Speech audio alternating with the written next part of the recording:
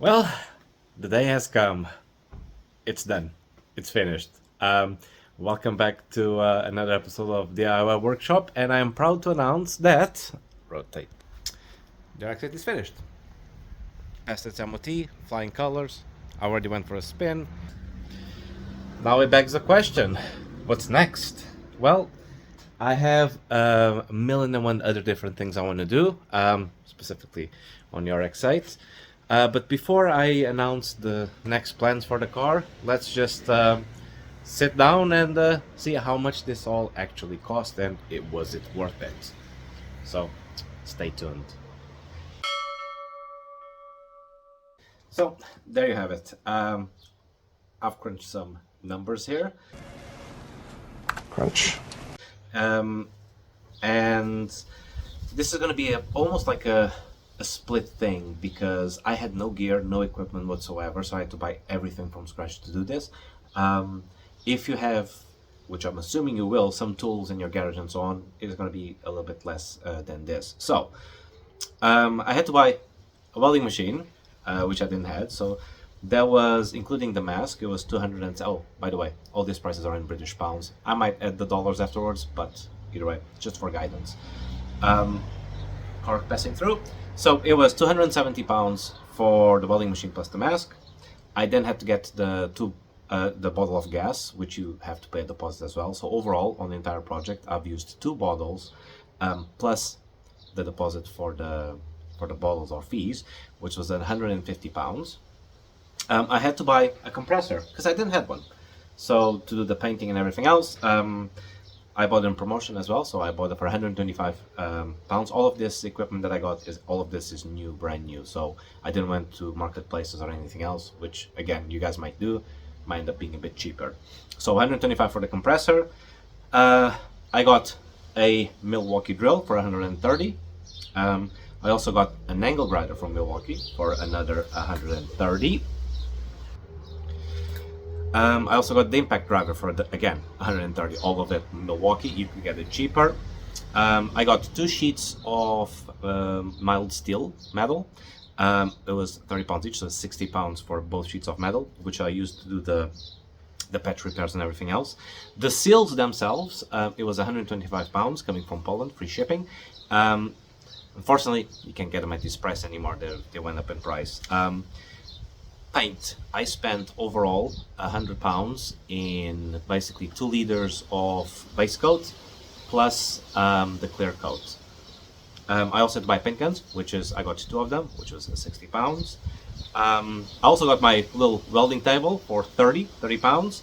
But overall, to do the seals, rust repair, rust proofing, and the paint, overall, including equipment, this all cost 1,310 pounds. So that would be like what, $1,400 maybe?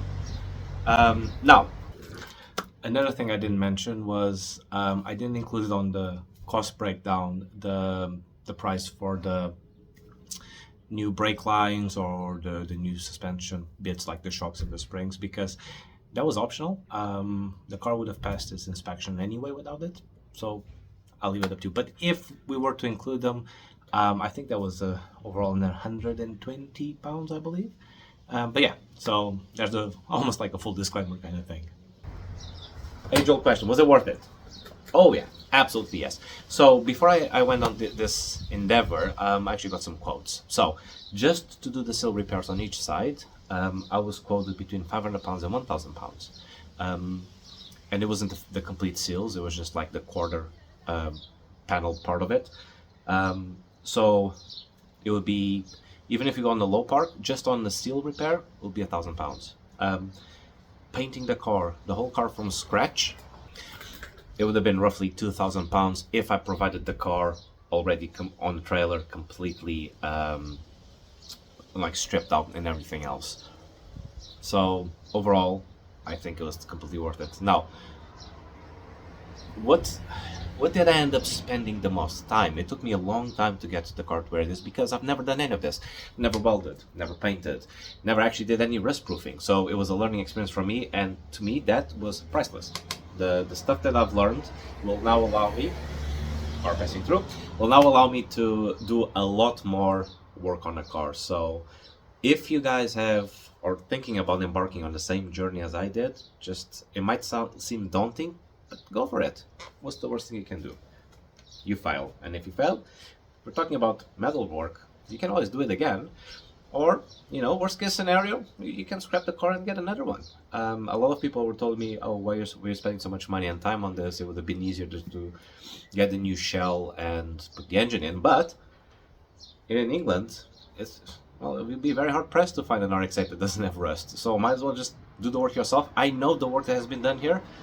I know if anything happens, where the problems will be, what to expect, and that is the beauty of doing a car from scratch. But either way, there you go. Now, what am I going to do? There's a lot of stuff that I still need to do on the car. I need to refurbish the wheels because they all have all sorts of curb rashing, so I'm going to work on that. I am going to put a wing at the back. I'm going to do a wide body kit. I'm going to do some inside mods. I have a tablet mod, which I've actually done like over 2 years ago, but I never had a chance to actually put it in the car.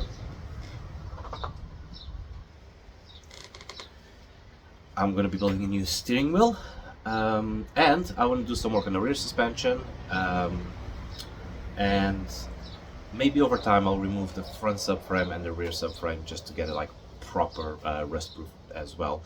And then there you go, just a brand new car. Basically it's gonna outlive me. But either way, that's all I have for you guys today. So carry on, follow me along in this journey, and stay tuned, and I'll see you on the next one. Take care.